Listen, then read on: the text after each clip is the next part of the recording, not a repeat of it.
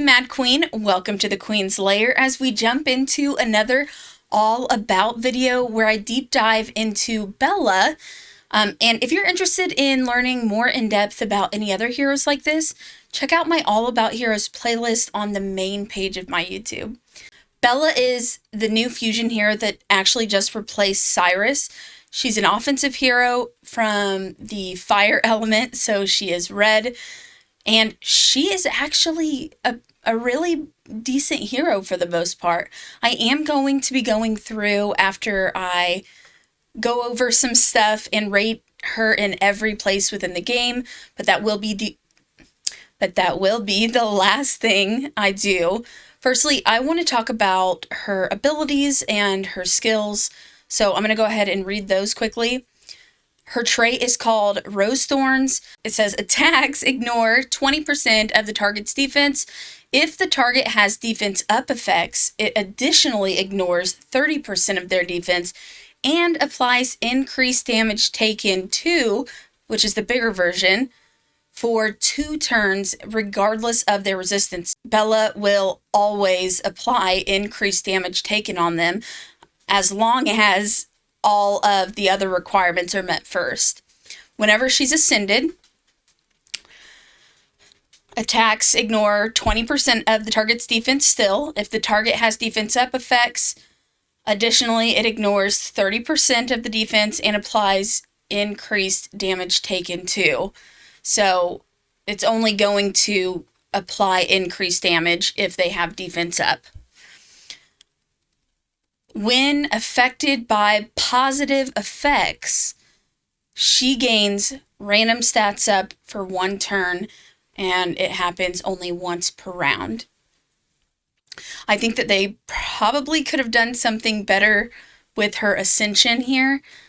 I mean, random stats up it's okay, but they really could have done something else.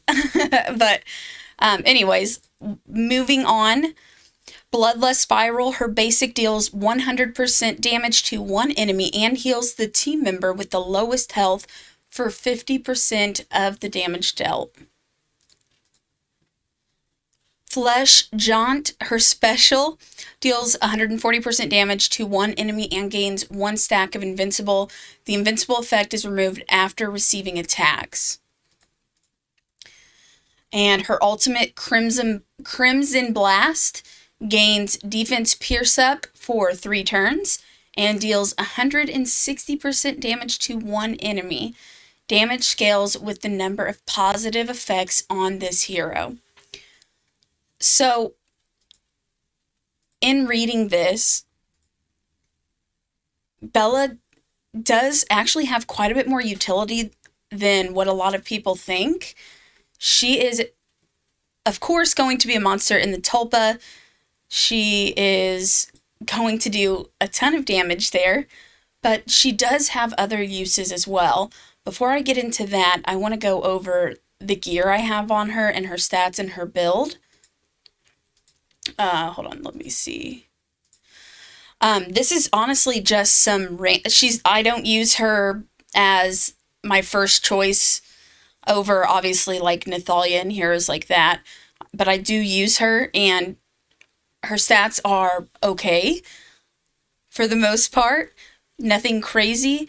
So I just have 2 warrior sets on her and a raider set to give her some extra speed. This works just fine typically everywhere. Make sure that you're just using her in the right places, and when you do use her, you want to use heroes that can also give her a buff. But she's really nice because besides doing a lot of damage, she also gives survivability to the team as well because she's able to heal them off of damage that she does. Other sets you could use besides the warrior set and the raider set are going to be the assassin set would be good, especially if you're going to pair her with Florence. Because whenever she is with Florence, she does splash damage based off of Florence, which is actually a pretty good amount of damage as well. And when you put those two together with her in an assassin set, it is really, really nice. Outside of the assassin set, it's going to depend on where you want to use her, but you want to pick sets that are going to just make her deal more damage in general. Before I go in and rate her everywhere, I want to talk a little bit more about her in general. Bella can be used in PvP as a very specific counter. If you have, or if you're going up against a team that has, say, a Clarence with a Faith set on, Bella is going to be really good to go up against that team specifically. Also, Brand. She's going to be a really good option to go up against Brand because his ultimate gives the big version of increased defense up. And, of course, if they have defense up, they're going to take more damage from Bella. So she's going to be really good for those heroes that have a lot of defense. So if you want to go up against Charles, she's going to be a great option. If you want to go up against Hackerin or any of those super tanky comps, Bella is going to be a very, very good choice for you overall to use there. I would not necessarily recommend using her on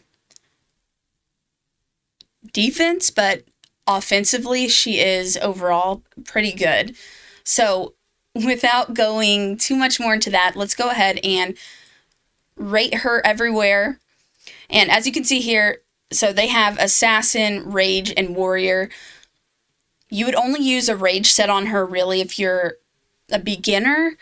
I guess not necessarily, but Rage set gives you increased crit rate, so typically that's going to be something that's going to be used on heroes whenever you're in the earlier stages of the game. But it does say that it does also recommend the Warrior and Assassin set. And it also has a couple of pairings here. If you put her with Brand and Bachelard, those are supposed to be good options.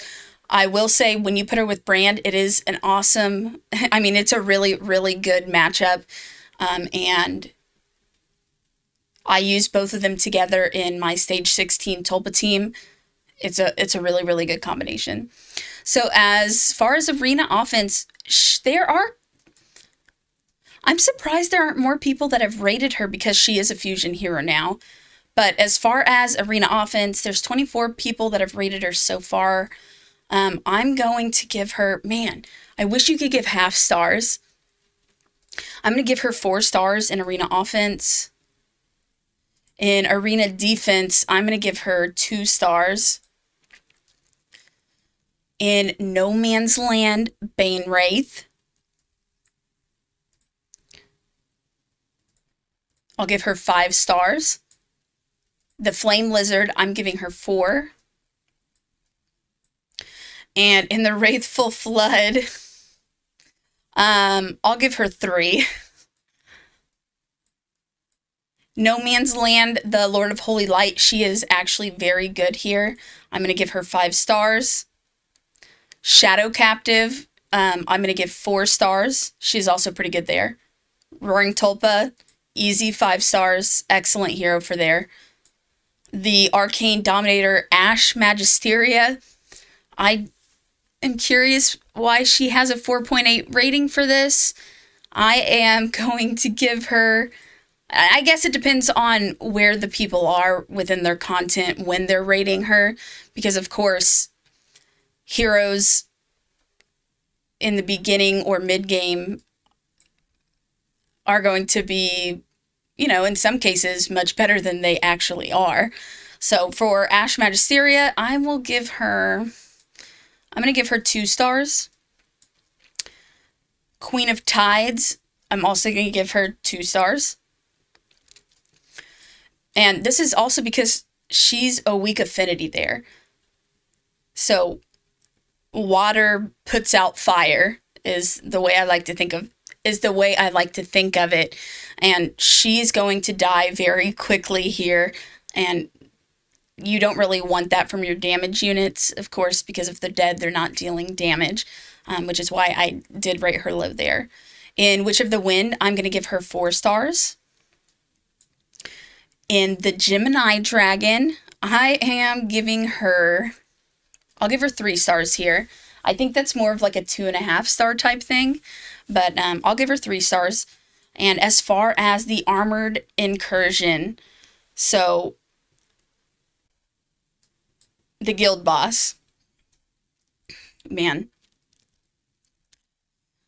this is another one of those situations where I would like to give a half star and give her 4.5 stars, because she really can do a lot of damage to that boss, but she's not necessarily going to be the best option overall. So I'll go ahead and just give her 4 stars. We'll shoot a little lower. Overall, I highly recommend that you fuse Bella.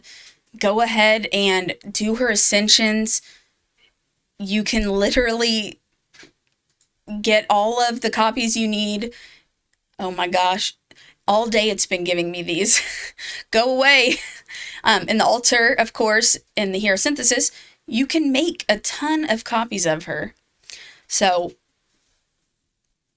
it's a free maxed out legendary, essentially. She's worth it. She's worth the resources, and she can really help you progress within your account overall. If you have anything you want to add or any questions or comments, leave that below in the comment section of this video. I would love to continue the conversation there, answer any questions you might have. If you disagree with anything I say, I 100% welcome that. Just let me know why. We all learn from each other. I don't claim to know everything. I never will. Also, if you're a new player or an experienced player, join my growing Discord community. I'll leave the link for that in the description. It's a great place for beginners to ask for advice and for experienced players to give advice. Thanks for watching, and I'll catch you in the next video.